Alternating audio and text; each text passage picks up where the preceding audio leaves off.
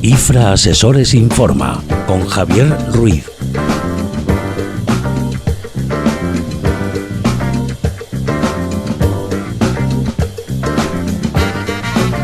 Buenas noches, muchas gracias. Mi nombre es Javier Ruiz, del despacho laboral IFRA Asesores.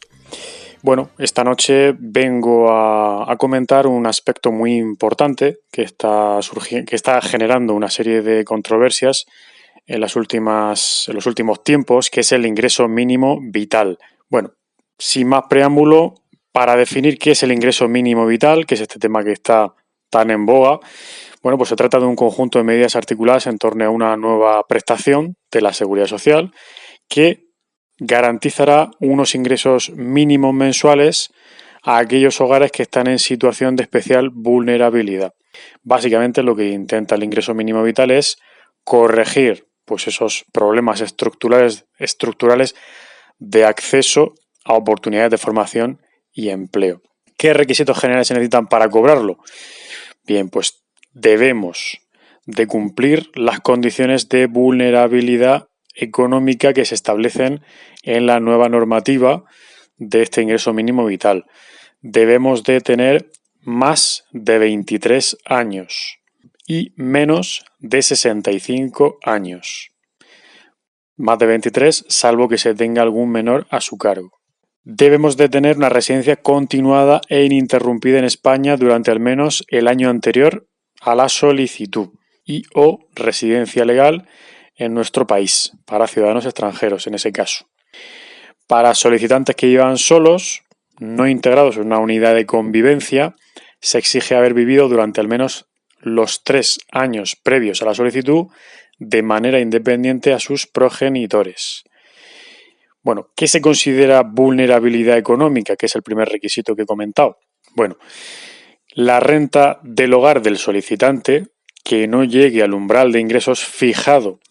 Es decir, se debe hacer un test de patrimonio que excluye quienes superen una serie de límites fijados para cada tipo de hogar. Hay unas tablas. En 2020 se parten de los 16.614 euros para los hogares unipersonales, sin contar la vivienda habitual. Y en definitiva es aplicar unas tablas que están normalizadas y en función del número de miembros y de los ingresos hay que hacer un cálculo. Y ese cálculo arrojará si tenemos derecho o no. ¿Cómo va a funcionar este ingreso? Bueno, pues el ingreso mínimo asigna a cada tipo de hogar, esos diferentes niveles de hogar que hemos comentado antes, que están regulados, un umbral personalizado mínimo de renta mensual, que es el que se le va a garantizar. Este umbral varía entre los 462 y los 1.015 euros al mes en función del número de personas que convivan como beneficiarios y de sus características. ¿Vale? Si la unidad de convivencia dispone de ingresos preexistentes, su ingreso mínimo vital será la diferencia entre esos ingresos preexistentes y el umbral establecido. Es decir, llegamos a este nivel, el ingreso mínimo vital establece que por este tipo de hogar tenemos derecho a esta cantidad, por tanto, se percibe la diferencia hasta complementar el nivel establecido en el ingreso mínimo vital. ¿Qué rentas se tienen en cuenta para el cálculo? Bueno, pues como rentas preexistentes cuentan prácticamente todos los ingresos, todos los tipos de ingresos que se tengan en el hogar, salvo becas, ayudas a vivienda o las rentas mínimas de las comunidades autónomas. En general se tienen en cuenta las rentas habituales y aquellas que no sean puntuales o con un carácter finalista. Bien, ¿cuándo y dónde se puede solicitar? Bueno, pues ya es posible, desde junio del 2020 ya se puede solicitar el ingreso mínimo vital y se ha establecido pues una serie de mecanismos para que esa solicitud, que está siendo lenta, que las resoluciones están siendo bastante lentas por el aluvión de las mismas, pues se vayan resolviendo. Bien, ese ingreso, como decimos, se presenta ante el INS, el Instituto Nacional de la Seguridad Social, como el resto de prestaciones contributivas y no contributivas que gestiona esta administración. Bien, ¿qué se considera unidad de convivencia? Que es un tema también interesante comentar. Bueno, pues la unidad de convivencia es aquella que está formada por todas las personas que vivan en el mismo domicilio, que estén unidas por vínculo matrimonial o que se hayan constituido como pareja de hecho, y sus familiares hasta el segundo grado por consanguinidad o afinidad, adopción, guarda con fines de adopción o acogimiento familiar. También se considera unidad de convivencia una persona víctima de violencia de género o de violencia doméstica que haya abandonado su domicilio familiar acompañada de sus hijos o menores y familiares en las mismas condiciones que hemos dicho anteriormente. ¿Vale? También se aplica para aquellas personas que hayan iniciado los trámites de separación o divorcio.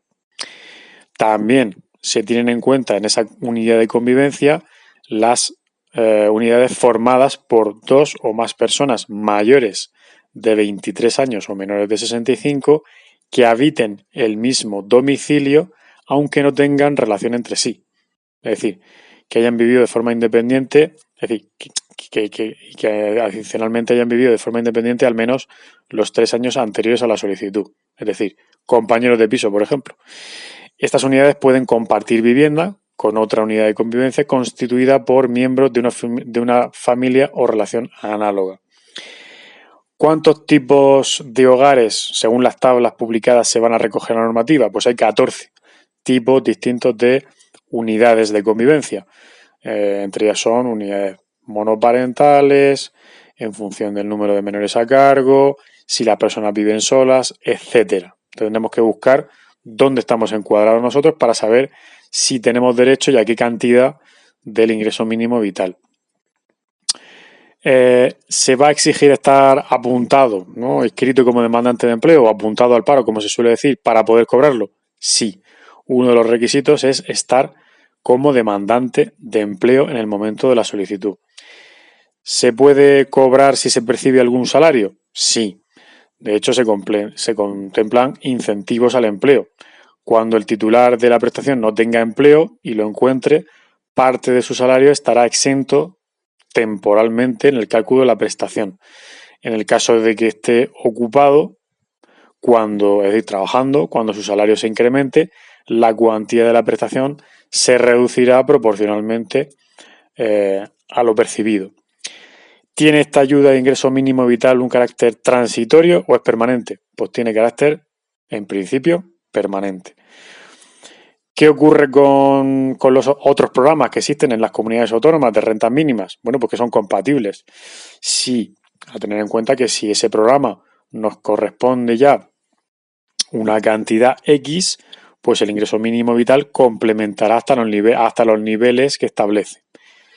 ¿Es compatible este subsidio es compatible esta ayuda con el subsidio para mayores de 52 años? Sí. ¿Es compatible con la pensión de viudedad o con otras prestaciones de la Seguridad Social? Sí. Otra pregunta muy interesante que nos hacen los clientes es, en un hogar con varios adultos, ¿quién puede pedir el ingreso mínimo vital? Bueno, pues solamente puede pedirlo uno de los adultos, siempre que sea mayor de 23 años y menor de 65. ¿Puede un trabajador a tiempo parcial cobrarlo? Pues sí, es compatible con las rentas del trabajo y si el salario percibido es inferior a los umbrales establecidos y se cumple el resto de requisitos, tendrá derecho. ¿Puede un extranjero formar parte de un hogar a efectos del ingreso mínimo vital? Sin ningún problema, sí, siempre que llevo residiendo legalmente de forma continuada al menos un año en España. ¿Puede un joven emancipado solicitar el ingreso mínimo? También. Para solicitantes cuyo hogar lo forman esa sola persona, siempre que lleve al menos 3 años viviendo emancipado de sus progenitores y haya cotizado en ese periodo al menos un año, podrá pedir el ingreso mínimo vital. ¿Qué efectos tiene el ingreso mínimo vital sobre la renta? Bueno, pues la percepción de esta ayuda obliga a presentar la renta anualmente mientras se perciba. Tenemos que tenerlo en cuenta. Y bueno, pues en resumen, esos son los aspectos más interesantes de este ingreso mínimo vital, una nueva prestación que está dando mucho que hablar y que genera mucha casuística, muchas dudas, mucha consulta. Y bueno, pues desde IFRA Asesores estamos a disposición de los oyentes para responder a estas y otras consultas que tengan, por lo que nos ponemos a su disposición tanto en nuestro teléfono en el 968 23 39 25 como a través de nuestro correo electrónico javier@ifra-medioasesores.com. Muchas gracias y buenas noches, hasta la próxima.